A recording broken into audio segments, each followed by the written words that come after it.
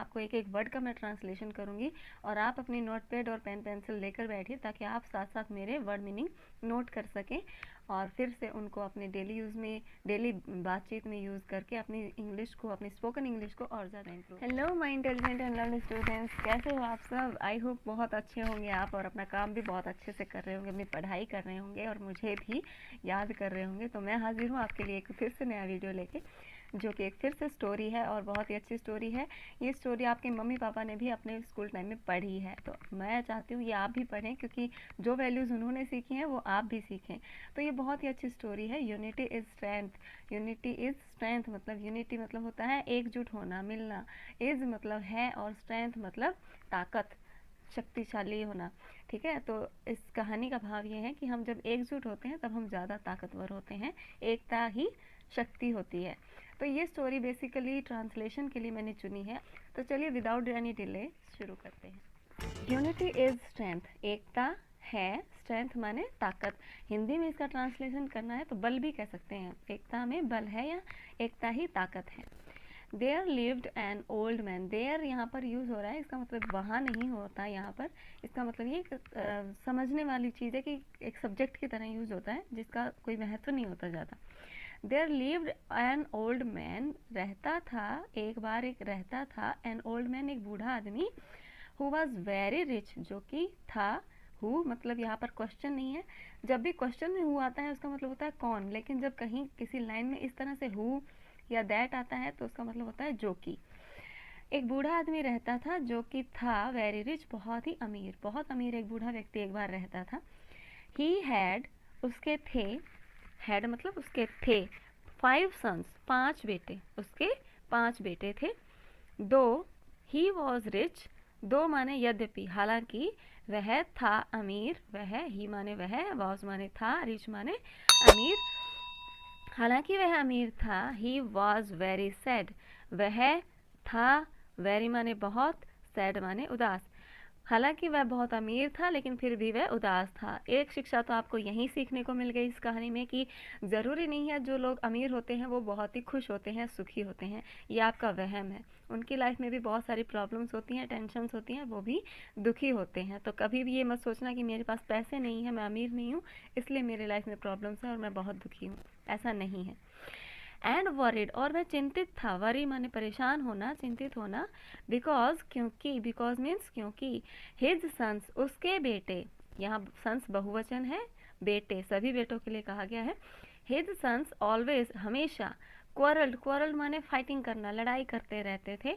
Among माने के बीच में, के बीच में, अमंग होता है दो या दो से ज़्यादा, दो या नहीं, दो से ज़्यादा चीज़ों के बीच में जब कोई हम बात कहें तो अमंग कहते हैं। दो चीज़ों के बाद में जब हम कहते हैं तो उसके बीच में बिटवीन लगाते हैं। ठीक है, तो यहाँ अमंग माने वो 5 बेटे थे इसलिए अमंग कहा गया है कि पांचों के बीच में, देमसेल्स खुद, स्वयं, वे पांचों खुद ही लड़ते रहते थे एक दूसरे के साथ, वो इसलिए चिंतित था।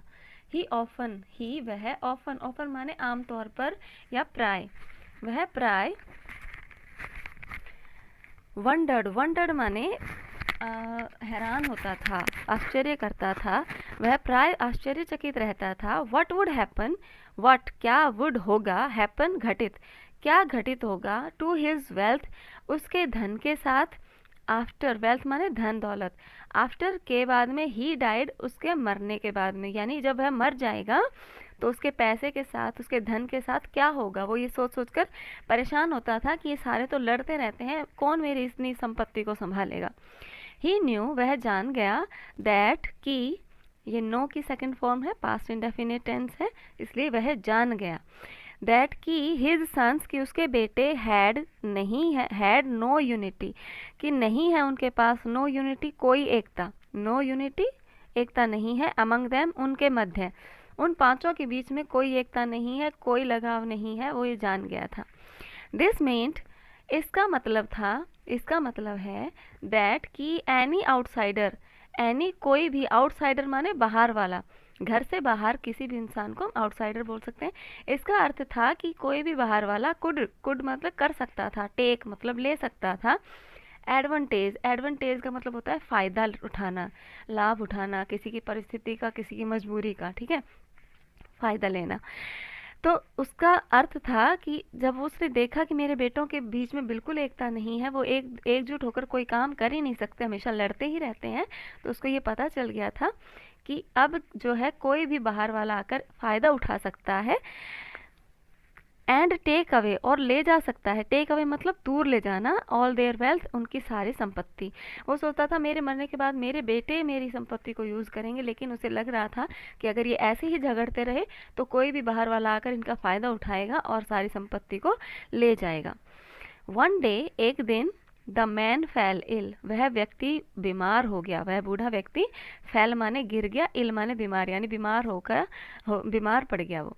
ही कॉल्ड, उसने बुलाया, कॉल्ड माने बुलाया, ऑल, सभी, हिज सन्स, सारे बेटे, अपने बेटों को, उसने अपने सारे बेटों को बुलाया।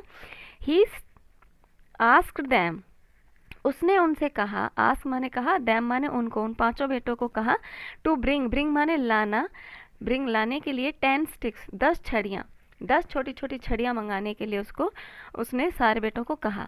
ही टाइड, उसने बांधा, टाइड माने बांधा, 5 स्टिक्स, 5 छड़ियों को, इन अ बंडल, एक गांठ में एक बंडल बना दिया, 5 छड़ियों को एक साथ बांधा तो गांठ बांध के तो वो बंडल बन गया।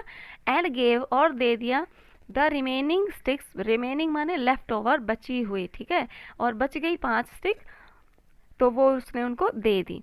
1 ईच, 1 एक, हर एक को, to his 5 sons, to his, अपने बेटों को, पांचों को, अपने पांचों बेटों को उसने क्या किया, 5 छड़ियाँ ले, वो 10 मंगवाई थी उसने, 5 छड़ियाँ उसने बांध ली, एक बंडल बना लिया, और बची हुई 5 छड़ियों को उसने एक एक करके पांचों बेटों में बांट दिया, दे दिया। He told, the old man, वह बूढ़ा व्यक्ति, देन माने तब, आस्क्ड, कहता है, हिज सन्स, अपने बेटों से, टू ब्रेक, ब्रेक माने तोड़ना, द स्टिक्स, छड़ियों को तोड़ने के लिए कहता है। फिर वह व्यक्ति क्या कहता है कि मैंने जो तुम्हें ये छड़ियाँ दी हैं एक एक, इसको तोड़ कर दिखाओ, तो उनको देता है और बोलता है उनको तोड़ने के लिए। हिज सन्स, उसके बेटे, कुड ब्रेक, कुड मतलब कर सके, ब्रेक माने तोड़ना, तोड़ सके, 10 स्टिक्स, छड़ी को या छड़ियों को, वेरी इजीली, बहुत आसानी से। उन सब के हाथ में जो एक एक छड़ी थी उनको वो बहुत ही आसानी से तोड़ पाए, मतलब तोड़ दिया उन्होंने अपने पिता के कहते ही।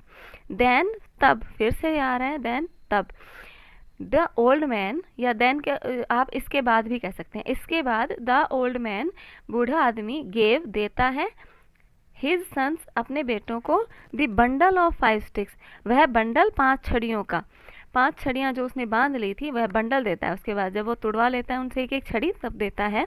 एंड आस्क देम, और उनसे कहता है, आस्क माने पूछना भी होता है, कहना भी होता है, टू ब्रेक इट, इसको तोड़ने के लिए। अब वो कहता है कि मैंने जो तुम्हें ये छड़ियाँ दी हैं, अब ये जो बंडल दे रहा हूँ इसको तोड़ कर दिखाओ। 1 बाय 1, 1 बाय 1 का मतलब होता है एक एक करके, 1 बाय 1 में एक एक करके या एक के बाद एक। ऑल हिज 5 सन्स, इसके सारे पांचों बेटे, अटेम्प्टेड माने ट्राइड, कोशिश करते हैं या कोशिश की उन्होंने, टू ब्रेक, तोड़ने के लिए, द बंडल, उस बंडल को, 5 छड़ियों का बंडल जो था उसको, बट फेल्ड, लेकिन असफल हो गए, फेल हो गए, नहीं तोड़ पाए। तो क्या किया बूढ़े आदमी ने, पहले एक एक छड़ी तोड़ने के लिए दी, उन्होंने तोड़ दी, उसके बाद उन्होंने जो 5 स्टिक्स का एक बंडल बनाया था वो एक एक बेटे को एक एक बार पकड़ाया और कहा इसको तोड़ कर दिखाओ, और पांचों ने ही कोशिश की लेकिन वो फेल हो गए, नहीं तोड़ पाए उसको। Then old man, the old man, उस बूढ़े आदमी ने, टोल्ड, बताया, दैम, उनको, टोल्ड माने बताना, टेल की सेकंड फॉर्म है, दैट कि, इट वॉज ईजी, कि यह आसान था, टू ब्रेक, तोड़ना, द स्टिक्स, छड़ियों को, वैन, जब, यहाँ पर वैन का मतलब कब नहीं है, जब है, वैन दे वर, जब वे थे, सिंगल, अकेले, ठीक है। तो बूढ़ा आदमी उसको समझाता है कि जब छड़ियाँ अकेली थी, तुम्हारे पास एक एक छड़ी थी, अकेले थी, तो उनको तोड़ना आसान था, बट लेकिन डिफ़िकल्ट, मुश्किल है, व्हेन दे वर टुगेदर, जब वे थे टुगेदर, साथ साथ, यानी जब वे छड़ियाँ साथ साथ मिला दी, मैंने एक बंडल बना दिया 5 छड़ियों का, तब इसको तोड़ना मुश्किल था, ठीक है। तो वो उसने क्या समझा रहा है अपने बच्चों को कि अकेले अकेले मत रहो, पांचों साथ मिलकर रहो। द मैन्स 5 सन्स, तो पांचों जो बूढ़े व्यक्ति के बेटे थे रियलाइज्ड, मतलब उनको अनुभव हुआ दैट की यूनिटी इज स्ट्रेंथ, की एकता में बल होता है, कि उन्होंने देखा इस बात को, एग्जाम्पल लिया, उसके पिता ने जो उनको समझाना चाहा था उस बात को उन्होंने अनुभव किया कि ये बात पिताजी जो है बिल्कुल सही कह रहे हैं। एक एक छड़ी को तो हम आसानी से तोड़ दिया, तो इसी तरह हम एक एक अगर अलग अलग रहेंगे तो कोई भी हमें लूट सकता है, हमें तोड़ सकता है। तो हम भी पांचों छड़ियों की तरह मिलकर रहेंगे ताकि कोई भी हमें तोड़ ना पाए, कोई भी हमारा फ़ायदा ना उठा पाए। तो उसके बेटों ने एहसास किया कि एकता में ही शक्ति है। एंड दे नेवर, और दे नेवर, वे कभी भी नहीं, नेवर मीन्स कभी नहीं, फॉट माने लड़े, फाइट के सेकंड फॉर्म है लड़े, अमंग माने के मध्य, देमसेल्स माने स्वयं, उन सब के मध्य, एवर, एवर माने कभी भी, अगेन दोबारा, और इसके बाद वो कभी भी दोबारा खुद नहीं लड़े, कभी भी दोबारा अपने बीच में उन्होंने लड़ाई नहीं की, यानी पांचों बड़ी शांति से रहे, पांचों मिलकर रहे। तो कैसी लगी बच्चों आपको स्टोरी? आई होप बहुत अच्छी लगी होगी। आप अपने पेरेंट्स से पूछ सकते हैं, उन्होंने ये स्टोरी पढ़ी है, वीडियो ज़रूर पसंद आया होगा। आई एम श्योर आपको वीडियो का लाइक दबाना ही होगा, सब्सक्राइब कर दीजिए और हाँ, शेयर भी कर दीजिएगा अपने दोस्तों को। साथ ही साथ चेकआउट कीजिएगा, वीडियो के डिस्क्रिप्शन में बहुत सारी प्लेलिस्ट के लिंक हैं जो आपके लिए बहुत ही यूज़फुल होने वाली हैं। और मुझे कमेंट ज़रूर करिएगा कि आपको वीडियो कैसी लगी, कौन सी बात, कौन सी शिक्षा आपको मिली और कौन सी बात इस स्टोरी की आपको सबसे अच्छी लगी। Thank you so much for your this precious time. Thank you so much.